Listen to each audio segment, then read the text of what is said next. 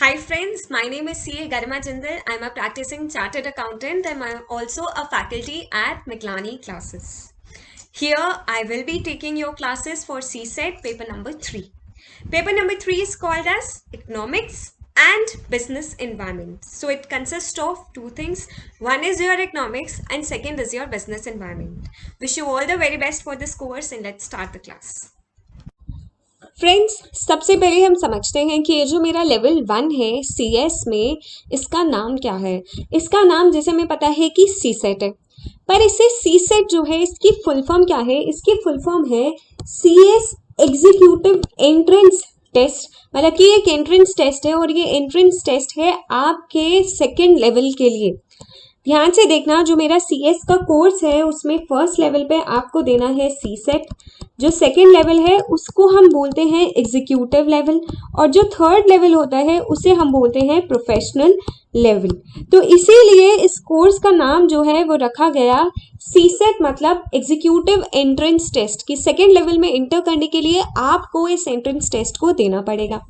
अब देखते हैं अपने इस पेपर 3 का नाम। जैसा कि मैंने बोला, जो पेपर 3 है उसका नाम है business economics and business environment. तो इकोनॉमिक्स भी पढ़ोगे आप इसमें और बिजनेस एनवायरनमेंट के बारे में भी पढ़ोगे।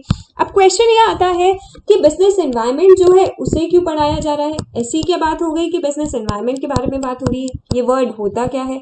इकोनॉमिक्स तो आप सबने पढ़ा हुआ है।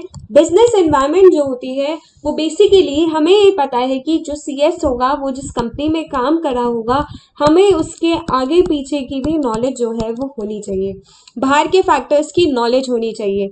जैसे कि हमें पता होना चाहिए कि जो मार्केट है उसमें कैसे काम हो रहा है, गवर्नमेंट पॉलिसीज जो है वो गवर्नमेंट क्या फ्रेम कर रही है, फिर उसके बाद कौन से रूल्स एंड रेगुलेशंस जो है वो मेरी कंपनी जो है उसके ऊपर लगते हैं।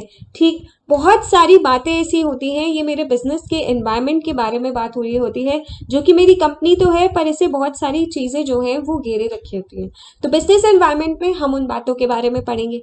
ठीक, तो अब इधर सबसे पहले हम समझते हैं कि ये जो मेरा पेपर है ये क्या है। सीसेट के पेपर के बारे में समझते हैं। ये जो आपका पेपर होगा ये आपका, इसके अंदर 4 सब पार्ट्स जो है वो होंगे। सबसे पहले आपका जो पेपर होगा वो होगा बिजनेस कम्युनिकेशन का, जो कि आपके 50 मार्क्स का होगा। जो सेकंड पेपर होगा वो होगा legal aptitude and logical reasoning, ये भी 50 मार्क्स का होगा। थर्ड पेपर होगा इकोनॉमिक्स एंड बिजनेस एनवायरनमेंट, ये सब्जेक्ट मैं आपको पढ़ाऊंगी और ये आपका 50 मार्क्स का होगा। अब आता है आपका पेपर नंबर 4। ये भी ध्यान से देखना, इसमें होंगे करंट अफेयर्स और होगा प्रेजेंटेशन एंड कम्युनिकेशन स्किल्स के ऊपर आपका वाइवा वॉइस। ठीक, तो ये भी एक इंपॉर्टेंट पेपर होगा, पेपर नंबर 4। ठीक, अब ये तो समझ में आ गया कि 4 पेपर होंगे, पर ये पेपर होंगे कैसे? क्या इसमें आपको लिख के आना है या फिर आपको टिक्के मार के आने हैं? आपको एमसीक्यू बेस्ड पेपर जो है वो देना है। यहाँ पर देखते हैं, सबसे पहले पैटर्न ऑफ सीसेट जो है उसे समझते हैं।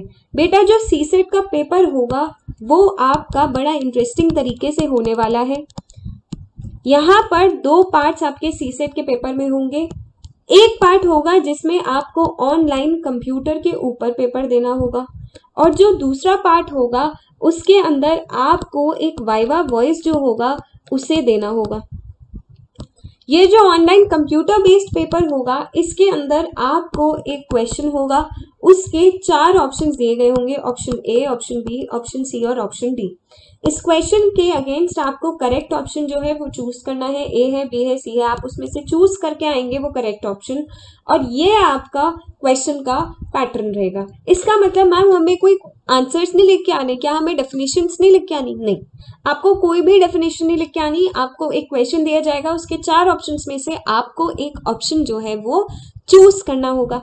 ठीक, यही बात मैंने आपकी यहाँ पर लिखी है कि जो पैटर्न है सीसेट का उसके अंदर आपका एक ऑनलाइन पेपर होगा जो कि एक कंप्यूटर बेस्ड पेपर होगा, और ऐसे ही आपका एक वाइवा वॉइस जो है वो होगा। फिर इसके बाद ये एक एमसीक्यू बेस्ड पेपर होगा। एमसीक्यू बेस्ड पेपर मतलब जैसा मैंने समझाया, एक क्वेश्चन दे दिया जाएगा और उस क्वेश्चन के अगेंस्ट 4 ऑप्शन दे दिए जाएंगे। उन 4 ऑप्शंस में से कहा जाएगा कि एक ऑप्शन आप चूज करो, जो भी सही ऑप्शन है। मैम क्वेश्चन तो आ रहा है पर क्वेश्चन के नंबर कितने हैं? बेटा ये जो एमसीक्यूज आएंगे ये आपके 1 नंबर के भी हो सकते हैं और ये आपके 2 नंबर के भी हो सकते हैं। ठीक, फिर इसके बाद अब ये पेपर कितनी देर का होगा ये और बता दो। ये जो आपका पेपर है इसकी ड्यूरेशन कितनी होगी? देखो, जो सीसेट का पेपर है इसके अंदर आपके 4 पेपर हैं। क्या ये चारों पेपर अलग अलग होंगे या एक साथ होंगे? देखो, यहाँ पर आपके सीसेट के पेपर में जो आपका कंप्यूटर बेस्ड पेपर होगा, यहाँ पे मैंने आपको बताया कि आपका एक कंप्यूटर बेस्ड पेपर होगा। इस कंप्यूटर बेस्ड पेपर में आपके चारों पेपर होंगे एक साथ, अलग अलग नहीं होंगे। एक ही पेपर दिया जाएगा, उसमें आपके ये चारों पेपर्स जो हैं ये दिए जाएंगे, एक सिंगल पेपर होगा। और ये चारों पेपर में आपको ये जो पेपर है ये 120 मिनट में करके देना होगा। मतलब ये चारों पेपर्स इंक्लूडेड होंगे, ये एक आपका सिंगल पेपर होगा जिसके अंदर ये चारों पेपर होंगे, पार्ट अलग अलग सब्जेक्ट वाइज, और आपको ये पूरा पेपर खत्म करना होगा 120 मिनट के अंदर। यही बात मैंने यहाँ पे लिखी है कि जो कंप्यूटर बेस्ड पेपर होगा उसे आपको 120 मिनट के अंदर पूरा करना है। मैम वाइवा वॉइस कितनी देर का होगा? बेटा जो आपका दूसरा पार्ट है यहाँ पर कंप्यूटर बेस्ड पेपर के साथ वाइवा वॉइस, ये जो पेपर होगा ये आपका 30 मिनट का पेपर होगा। ठीक, तो ऑनलाइन कंप्यूटर पे भरने के लिए 120 मिनट दिए जाएंगे और जो वाइवा वॉइस का पेपर होगा उसके लिए आपके 30 मिनट जो है वो होंगे। इतनी बात आती है समझ? अब बढ़ते हैं आगे। नेक्स्ट बात आती है कि जो मेरा पेपर है इसमें मेरे सब्जेक्ट की वेटेज कितनी है। मैम इस पेपर में क्वेश्चंस कितने आएंगे? बेटा देखो, ये तो समझ में आ गया कि इसमें 4 आपके जो सब्जेक्ट्स हैं अलग अलग इस पेपर के अंदर आने वाले हैं। अब हर सब्जेक्ट में कितने क्वेश्चंस आएंगे वो और समझो। इस पूरे पेपर में सीसेट का जो आपका ऑनलाइन कंप्यूटर बेस्ड पेपर होगा इसमें आपके 4 पेपर आएंगे, आपको ये समझ में आता है। टोटल 120 क्वेश्चंस होंगे। उसमें से जो आपका पेपर है इकोनॉमिक्स एंड बिजनेस एनवायरनमेंट, उसके 35 क्वेश्चंस होंगे। ठीक, अब यहाँ पर एक और बात समझो कि मैंने आपसे ये कहा कि आपके 120 क्वेश्चंस होंगे। ठीक, और आपके पास टाइम कितना है? आपके पास टाइम भी 120 मिनट है। ठीक, तो इसका मतलब कि आपको एक क्वेश्चन जो है वो 1 मिनट में सॉल्व करना होगा। तो बेटा ये स्पीड आपको अभी से प्रैक्टिस करनी होगी। जब भी आप अपना वीकली टेस्ट दोगे तो उसके अंदर ये देख के चलना कि आप 1 मिनट में एक क्वेश्चन सॉल्व कर लो या 2 घंटे में आप 120 एमसीक्यूज को अटेम्प्ट कर पाओ। अब बात करें अपने इको की पेपर की, तो यहाँ पर आपके जो मेरा ये पेपर नंबर 3 है इसकी वेटेज कितनी है? इसकी वेटेज है 50 मार्क्स की। ठीक, अब इस 50 मार्क्स में आपको कितने क्वेश्चंस अटेम्प्ट करने हैं? आपके 35 क्वेश्चंस आने वाले हैं जो भी हम इस पेपर 3 के अंदर पढ़ेंगे। सिंपल सी बात, कितने क्वेश्चंस आएंगे? 35। ठीक, तो अब आगे देखते हैं 35 क्वेश्चंस जो आएंगे 50 मार्क्स के। ठीक, पर मैम आपने तो कहा था कि 2 पार्ट आएंगे, एक इको का पार्ट होगा और एक बिजनेस एनवायरनमेंट का पार्ट होगा। बिल्कुल बेटा, ये दोनों बातें होंगी। आपके पेपर 3 में इको का पार्ट जो होगा वो होगा 25 मार्क्स का और जो बिजनेस एंड एनवायरनमेंट का पार्ट होगा वो भी होगा 25 मार्क्स का। मतलब दोनों पार्ट्स को इक्वल वेटेज दी गई है। मैम इक्वल वेटेज मतलब इक्वल नंबर ऑफ चैप्टर्स, ऐसा है क्या? दोनों में इक्वल चैप्टर्स हैं? नहीं, जो इको का पेपर है उसमें आपके 5 चैप्टर्स हैं और जो बिजनेस एंड एनवायरनमेंट का पेपर है उसके अंदर आपके 3 चैप्टर्स हैं। ठीक, तो यहाँ पर हमें इस पूरे सब्जेक्ट में जो पेपर नंबर 3 होगा उसके अंदर कितने चैप्टर्स कवर करने वाले हैं? तो कुछ बातें आप नोट डाउन, ये ध्यान रखना कि ये जो मेरा पूरा पेपर होगा इसके अंदर आपको 8 चैप्टर्स जो हैं वो कवर करने हैं। ये 8 चैप्टर्स जो हैं ये कितनी वेटेज रखते हैं, 50 मार्क्स की वेटेज रखते हैं। और इसमें जो आपका पेपर होगा उसमें कितने क्वेश्चंस आने वाले हैं, 35 क्वेश्चंस जो हैं वो आने वाले हैं। और ये जो पूरा सब्जेक्ट है इसके 2 पार्ट्स में हम इसे पढ़ेंगे। एक पार्ट होगा इकोनॉमिक्स के नाम का और जो दूसरा पार्ट होगा वो होगा बिजनेस एनवायरनमेंट के नाम का। ठीक, सबसे पहले हम स्टार्ट करेंगे इकोनॉमिक्स। इकोनॉमिक्स जो है उसका चैप्टर 1 जो है, उसका जो चैप्टर है डिमांड एंड सप्लाई, उसे हम एक बार स्टार्ट करते हैं। देखते हैं इधर। फ्रेंड्स बहुत ध्यान से बातों को समझना। Demand and supply and market, इसमें ये 3 पार्ट्स जो हैं उन्हें इंक्लूड करा गया है। जब आपने पढ़ा होगा 11th या 12th में तो आपने इन्हें अलग अलग चैप्टर्स की तरह पढ़ा होगा, पर यहाँ पर डिमांड, सप्लाई और मार्केट, इन तीनों को एक साथ जो है मर्ज करके एक चैप्टर बनाया गया है। कुछ कुछ बातें इसमें डाली गई हैं, डिमांड की भी, सप्लाई की भी और मार्केट की भी। तो सबसे पहले समझते हैं कि मेरा ये चैप्टर जो है ये क्या कहता है। इससे पहले बेटा एक और बात, जो मेरा फ्लो ऑफ स्टडी है वो क्लास में क्या रहेगा, कि कैसे हम अपनी क्लास में हर चैप्टर को ख़त्म करेंगे। बेटा कुछ स्टेप्स होंगे जिसमें हम हर चैप्टर को करेंगे। सबसे पहले मैं आपको समझाऊंगी कॉन्सेप्ट, ठीक। फिर उस कॉन्सेप्ट के बाद, हर कॉन्सेप्ट के बाद हम हर क्लास में एक एमसीक्यू करेंगे। जब आप एमसीक्यू कर लोगे उसके बाद मान लो मेरी क्लास 1 जो है वो हो गई, ठीक। क्लास 1 के एंड में मैंने एक रिवीजन जो है मैं करूंगी, जिसमें मैं पूरी क्लास 1 को फटाफट रिवाइज करूंगी। अब आएगी आपकी सेकंड क्लास। जो सेकंड क्लास होगी इसके अंदर अब आपके 2 रिवीजन होंगे, एक रिवीजन नंबर होगा 1 और एक रिवीजन नंबर होगा 2। बेटा जो रिवीजन नंबर 1 होगा उसके अंदर क्लास 2 से पहले जितना भी कवर करवाया गया होगा आपको वो सारा रिवाइज करवाया जाएगा। और रिवीजन नंबर 2 जो होगा उसमें आपका क्लास 2 में जो समझाया होगा वो रिवाइज करवाया जाएगा, ठीक। तो हर क्लास में कितने रिवीजन होंगे, 2 रिवीजन होंगे। अब आ जाओ क्लास नंबर 3 में। क्लास नंबर 3 में भी आपके 2 रिवीजन होंगे, पर जो रिवीजन 1 होगा अब आपको इसमें मैं क्या क्या रिवाइज करवाऊंगी, क्लास 1 का भी रिवाइज करवाऊंगी, क्लास 2 का भी रिवाइज करवाऊंगी। और जो रिवीजन नंबर 2 होगा उसके अंदर जो मैंने क्लास 3 में पढ़ा होगा मैं उसे रिवाइज करवाऊंगी। इसका मतलब जैसे ही आप आओगे वैसे ही उससे पहले का हमने जितना भी पढ़ा होगा मॉर्निंग में सबसे पहले हम वो सब रिवाइज करेंगे। और फिर उसके बाद जैसे ही क्लास खत्म होने वाली होगी जितना उस क्लास में हमने पढ़ा होगा हम उससे रिवाइज करेंगे। तो बेटा अब इम्पोर्टेंट बात क्या है, जब इतने रिविजन्स होंगे क्या आपको नहीं लगता कि चीजें आपके दिमाग में बैठ जाएंगी। पर इन रिविजन्स को करने के लिए सबसे ज़्यादा इम्पोर्टेंट ये है, सबसे पहली चीज़ आप क्लास में 100% कॉन्सेंट्रेशन से पढ़ना।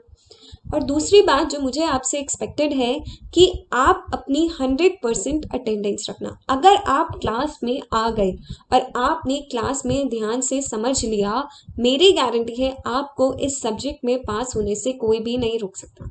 जब हम इतने रिविजन्स करेंगे तो क्या आपको लगता है कि आप फिर भी रुक जाओगे बेटा, तब सिर्फ आपके पार्ट पे गलती रहेगी कि आपने अगर क्लास मिस कर दी, तब आप रिविजन भी मिस करोगे और आपको आगे की क्लासेस भी समझ में नहीं आएंगी। तो मेरी एक सिंपल सी रिक्वेस्ट, 100% कॉन्सेंट्रेशन रखना और इस सब्जेक्ट में आप अच्छे से 100% अटेंडेंस देना, डेली क्लास के अंदर आना, पक्का पास हो जाओगे, ठीक। आगे बढ़ते हैं, चैप्टर को स्टार्ट करते हैं। जैसे कि मैंने इस चैप्टर का नाम ऑलरेडी आपको बता दिया, इसमें क्या क्या इंक्लूडेड है, डिमांड भी इंक्लूडेड है, सप्लाई भी इंक्लूडेड है और फॉर्म्स ऑफ मार्केट जो है वो भी इंक्लूडेड है। तो सबसे पहले समझते हैं डिमांड के बारे में कि डिमांड जो है वो एक्चुअल में प्रैक्टिकली होती क्या है, ठीक। देखो इसके अंदर मैंने लिए 3 लोग, एक है मिस्टर ए, एक है मिस्टर बी और एक है मिस्टर सी। सबसे पहले इन तीनों लोगों के बारे में देखते हैं, यार ये कमाते कितना है, इनकी जेब में पैसे कितने पड़े, ठीक। मिस्टर ए जो है ये एक नॉर्मल सी कंपनी में काम करते हैं और इनकी सैलरी है 15,000 रुपीज पर मंथ, ठीक। जो मिस्टर बी हैं आप देख सकते हो ये बैठे हैं नोटों की गड्डियों के ऊपर, मैम मतलब इनके पास पैसों की कोई कमी नहीं है, कोई कमी नहीं है। तो ये जो है ये एक बहुत बढ़िया से हमारे बिजनेसमैन हैं, ठीक। फिर आ जाओ सी पे। मिस्टर सी जो है वो है आप, वो लोग जो कि आप बनने वाले हो बहुत ही जल्द। दैट इज वो है एक स्मार्ट से हैंडसम से CS। ठीक, मिस्टर सी एक CS, तो इनका बहुत अच्छा पैकेज है। ये एक लिमिटेड कंपनी जो है उसके CS है और इनका पैकेज जो है वो है 15 लाख रुपीज पर एनम। क्या बात है मैम, इतना बढ़िया पैकेज। हाँ बेटा, इतना बढ़िया पैकेज है इनका। ठीक, अब देखो मार्केट में लॉन्च हुई एक बढ़िया सी मर्सिडीज बेंज। ठीक, इन सब ने, ए ने, बी ने, सी ने न्यूज़पेपर में उसका ऐड देखा। अब 60 लाख रुपए की ये मर्सिडीज बेंज है। मिस्टर ए, मिस्टर बी और मिस्टर सी, इन तीनों की एक कॉमन हैबिट है, या इनको कह लो कि गाड़ियों का शौक है। कोई खरीद पाता है, कोई खरीद नहीं पाता है, पर मन में इच्छा सबकी है कि एक दिन जब जेब में पैसा होगा तो गाड़ी ज़रूर खरीदेंगे।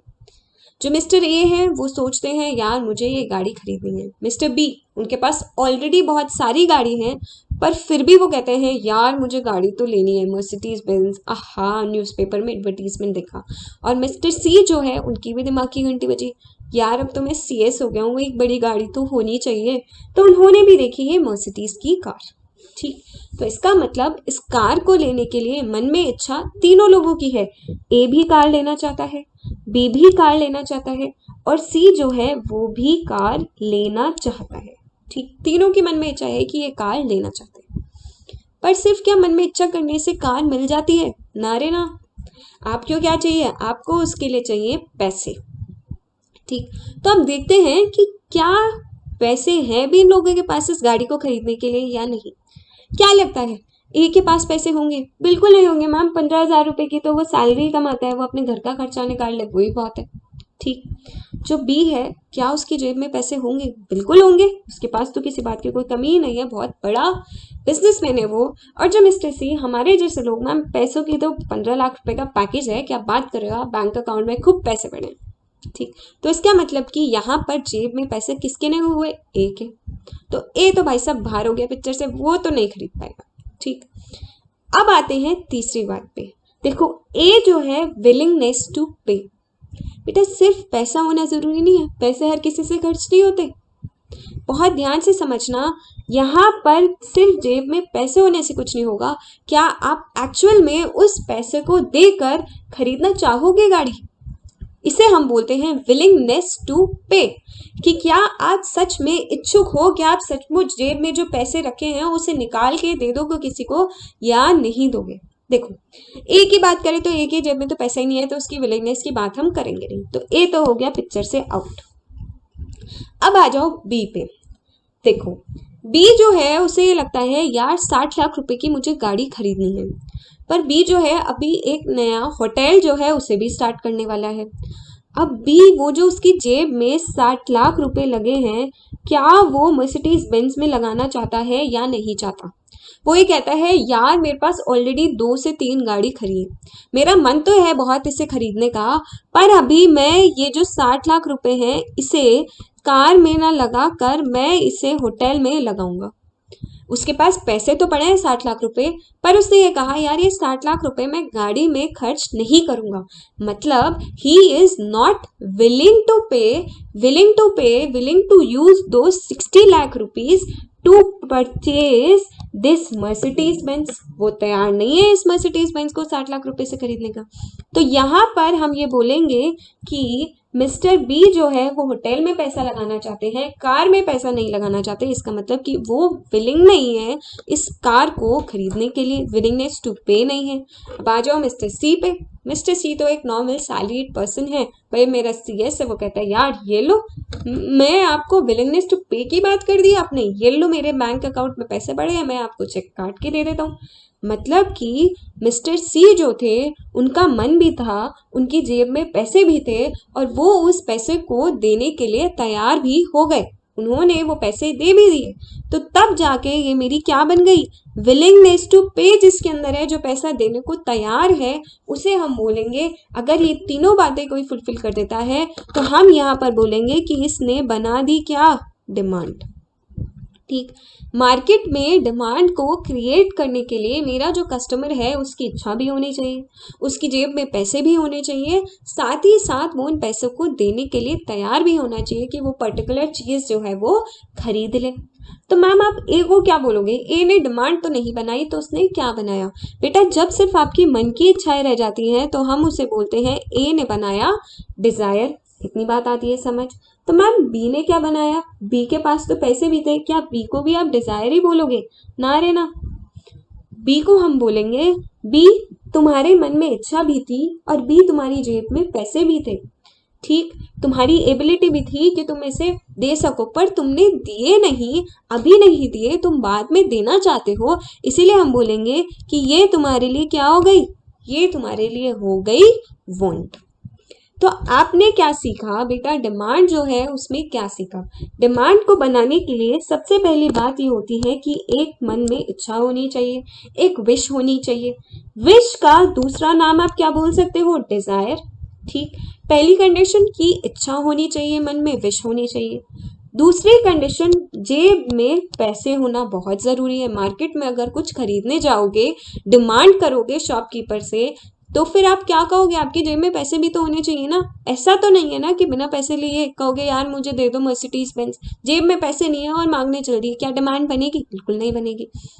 तीसरी चीज, जेब में पैसा होना काफी नहीं है, आपका मन होना चाहिए उस चीज को खरीदने के लिए, तो इसे हम बोलेंगे there should be a willingness to pay. चौथी बात, जब भी डिमांड के बारे में बात हो रही होगी तो एक चीज के बारे में बात हो रही होगी जिसका होगा एक प्राइस, एक पर्टिकुलर प्राइस के बारे में बात हो रही है। भाई बेंच 60 लाख रुपए की है, तभी हम डिमांड के बारे में बात कर रहे हैं। अगर आप मर्सिडीज बेंज को 1 करोड़ का मार्केट में बेचना चाहोगे तो सी जो है क्या डिमांड, क्या आप 60 लाख की जगह 1 करोड़ का प्राइस कर दोगे तो सी की डिमांड बनेगी? बेटा बन भी सकती है, नहीं भी बन सकती। तो इसीलिए जब भी आप डिमांड को पढ़ोगे तो आप एक पर्टिकुलर प्राइस पे पढ़ोगे। ऐसा नहीं है कि आप प्राइस को चेंज करते रहोगे और आप बोलोगे यार सी तो तब भी खरीद लेगा, नहीं खरीदेगा। सी कहेगा यार मेरा बजट 60 लाख तक का था, तुमने 1 करोड़ कर दिया प्राइस, अब नहीं खरीदूंगा मैं। तो मतलब डिमांड जो है हमेशा एक पर्टिकुलर प्राइस पे बनेगी।